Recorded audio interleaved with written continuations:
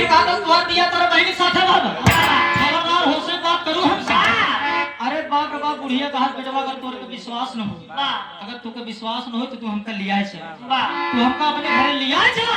ये बात हम साबित कर दे कि तोहार बिया तोरे बहन के साथे बाबा। अरे वाह, लेकिन कुंवर सेन कह रहा है लिया तो चलब एक शर्त पे, शर्त हमारी बाटे लिया हम चलब अगर बात तोहार गलत निकली, अगर तोहार बात गलत निकल गई जान हम तो प्राण दंड देंगे, मौत की सजा मैं तुम्हें दे दूंगा।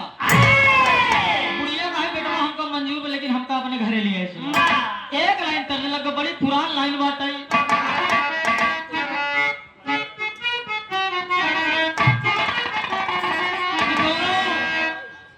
दुल्ही कही बाबूजी दुल्ही कही तनी खेते सेवारी और घूमे गई रही, तनी खेते सेवारी और घूमे गई रही, एक ही बुढ़वा रास्ता में मिली गई। अब बुढ़वा तनी खुरा पाती है, तनी बुढ़वा खुरा पाती है, लड़कपन खेल में खोया, जवानी नींद में सोया और बुढ़ापे में तो क्यों रोया। यही रिश्ता पुराना है सजन पे, झूठ मत बोलो खुदा के तो कहूँ कहूँ मिल जाती तो बुढ़ौना का कहा कहा रही ऊपर के तोड़ के लड़ी कमर कटाई दे।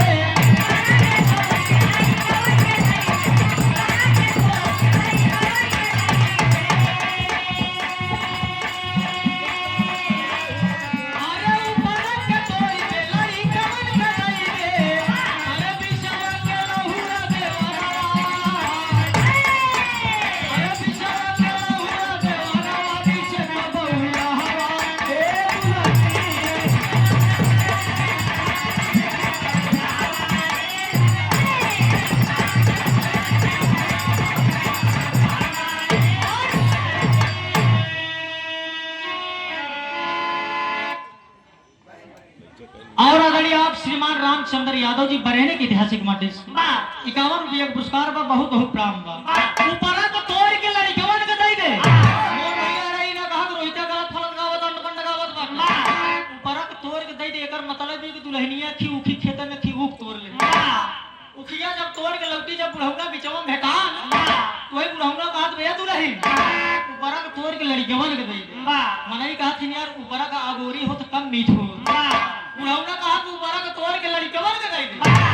अब बिचवा का लहुरा देवरवा जो लड़कवन है बिचवा के यहां के तोड़ के दई दे, और नीचवा के बिचवा का लहुरा देवरवा नीचे के बौरहवा ए दुल्हन कहा थे नीचे के जौन जरी तरफ फूक हो तो ससुर ज्यादा मीठ हो। यहां भी बुढ़ौना कहत रहा नीचवा का लहुरा देवरवा और आप सब ना समझ जा गौर करेंगे बाबूजी। आप धोबी धोबी अपने घरे हैं, आज कुंवर सेन बुढ़िया के लिए आए चल दिया अपने महल में, और जब अपने महल में लिवा के चल दिया तो एक बार राजा रतन सेन से कहती है बुढ़िया तो महाराज मैं बात को साबित कर दूंगी, तुम्हारे बेटवा के बियाह जगह साथे बाबू तुम्हारी बिटिया आते।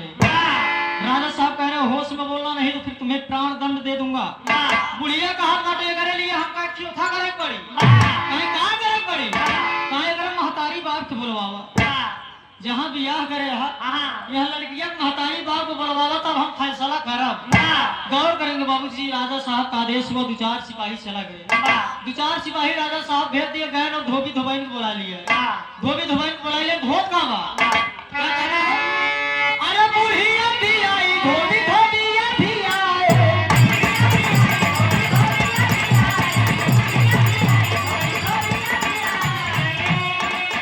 अरे भीतर से आई दुल्हनिया, अरे भीतर से आई दुल्हनिया फूलल बटे बेलवा ए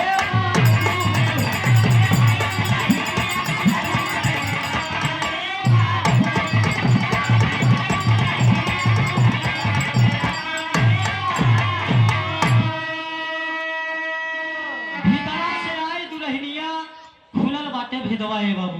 गौर करेंगे बाबूजी। आप धोबी धोबैन के जब राजा साहब आदेश देख बुलाई लिए, आज दोनों प्राणी दरबार में हाजिर हुई है। एक तरफ बुढ़िया के खड़ा कराई दे, एक तरफ राजा साहब बुढ़िया खड़ा कराई दे, धोबी और धोबैन के खड़ा कराई दिए।